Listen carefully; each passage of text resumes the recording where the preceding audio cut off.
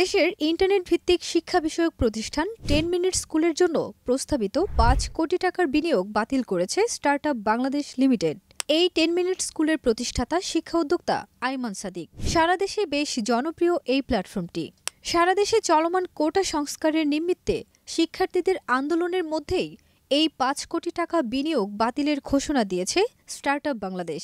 মঙ্গলবার ১৬ জুলাই অফিসিয়াল পেজে এই ঘোষণা দেয় স্টার্টআপ বাংলাদেশ লিমিটেড। পরে ডাক, টেলিযোগাযোগ ও তথ্য প্রযুক্তি প্রতিমন্ত্রী জুনায়েদ আহমেদ পলকও একটি স্ট্যাটাসে বিষয়টি নিশ্চিত করেছেন। কিন্তু ঠিক কী কারণে 10 মিনিট স্কুলের ৫ কোটি টাকার বিনিয়োগ প্রস্তাব বাতিল হলো তা স্পষ্ট করেননি প্রতিষ্ঠানটি। এদিকে 10 মিনিট স্কুলের প্রতিষ্ঠাতা আইমান সাদিক নিজের ভেরিফাইড ফেসবুক পেজের কভার ফটো পরিবর্তন করে আন্দোলনকারীদের সাথে একাত্মতা ঘোষণা করেছেন। পরে একটি পোস্ট দিয়ে তিনি লিখেছেন, রক্তাক্ত ঢাকা বিশ্ববিদ্যালয়, আমার ক্যাম্পাসের রক্ত কেন, প্রতিবাদ জানাই। অন্যদিকে 10 মিনিট স্কুলের প্রোফাইল ফটোতেও কালো রং দেখা যাচ্ছে, যা কোনো এক অন্যায়ের প্রতিবাদের স্বরূপ।